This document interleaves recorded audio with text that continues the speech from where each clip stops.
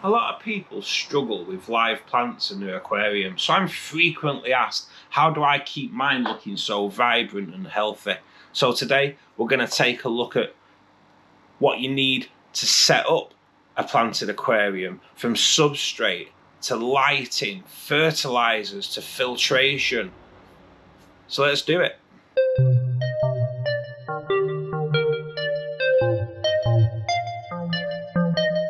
So to set up a planted aquarium, we need to go straight back to the beginning, when you've got your empty tank with nothing in there.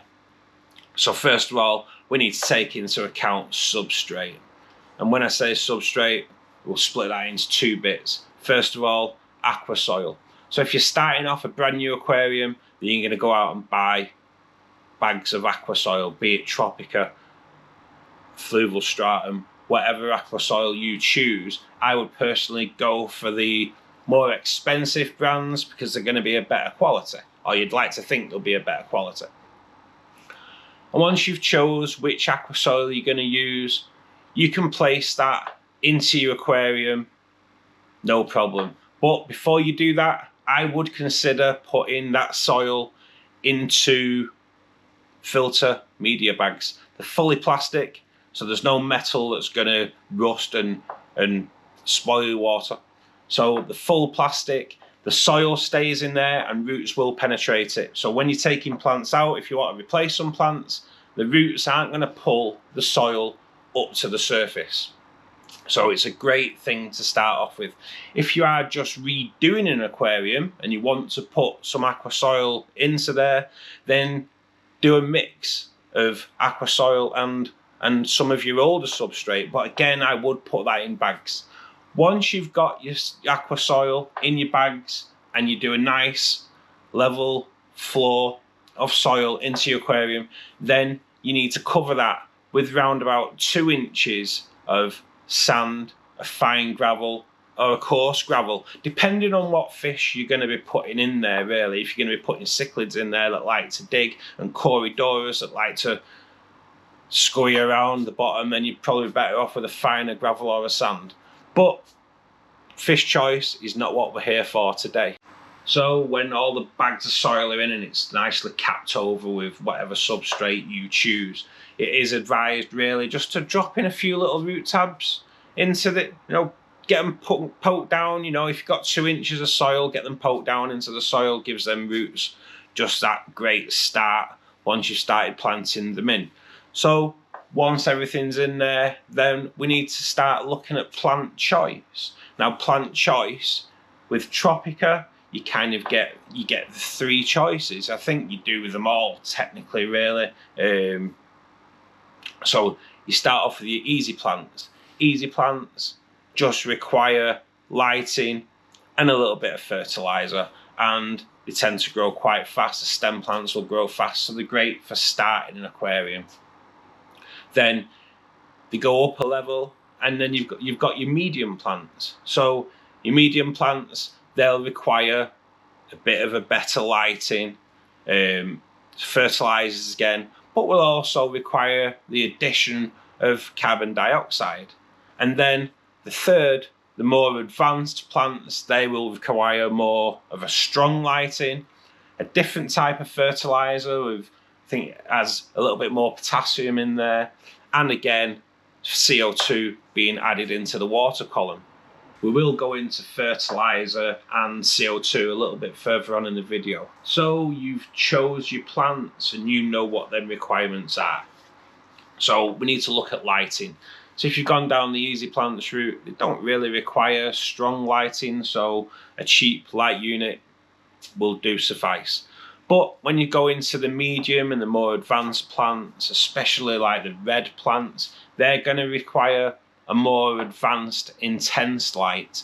So if you've gone down the advanced or you want red plants to pop, then strong lighting is definitely the way that you need to go. You want then to be keeping your lights on for about 8 hours per day. If you're starting off with a brand new aquarium, then start it on about 4 hours and build it up over the weeks until you get to that 8-hour period. A lot of plants will tell you when they've had enough light because their leaves will close up. and that's an indication that they're done for the day. Your plants then are also going to need some good circulation. This can be done with either a wave maker or from your canister filter, but they do need that circulation. It just circulates the fertilizers that you put into the water, which we'll discuss later on, and it just helps that lovely fresh water coming through the leaves. Plants will thrive on that. As for filtration, you need to be looking at removing any carbon that you've got in there. If you have things that remove phosphates and things like that, it would be advised to remove them for your filtration as well, unless your phosphate is really high, obviously.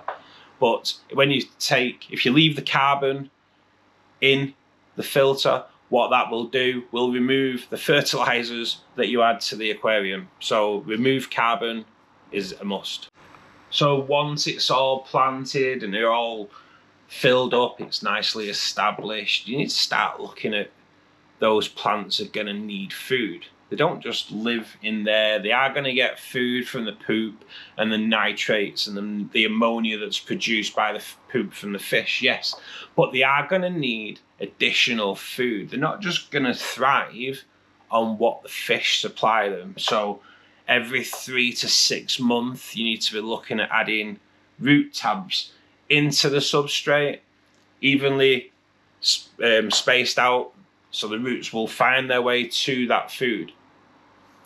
I am actually in the process of looking at making my own root tabs, and that'll be a video that'll come later on in the year.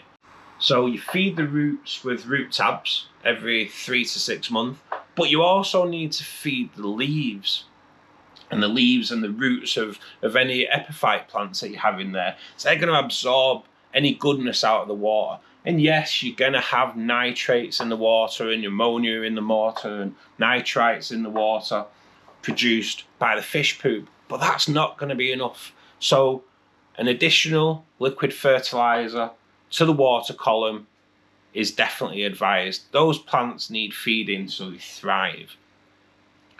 And that depends on which fertilizer you use. Some are a daily dose and some are a weekly dose.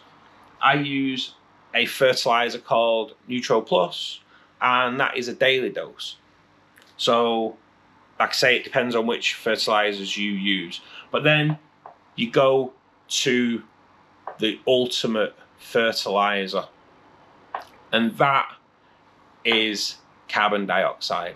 Carbon dioxide being fed into the water column, and your plants will thrive. I will give you a brief glimpse now of my CO2 tank. Now this is a build that's going to be shown hopefully in a month's time or so on my channel.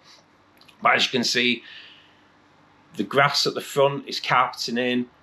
The Anubias that I've got in here is looking really good.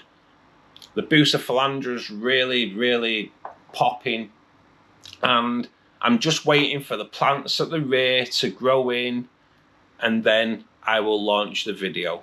So with the perfect substrate, great lighting, regular feeding and good circulation, your plants are going to thrive, and they're going to help keep your aquarium maintenance to a low. They're going to keep that water clean, but they're also going to offer a nice safe haven to your smaller fish when they feel threatened by your bigger fish, and they're going to go and retreat into those plants. But you don't want them to retreat in there forever. So there is ways of getting those fish out that are scared of the larger fish, and if you want to know how to do that, then watch this video next, and I'll see you there.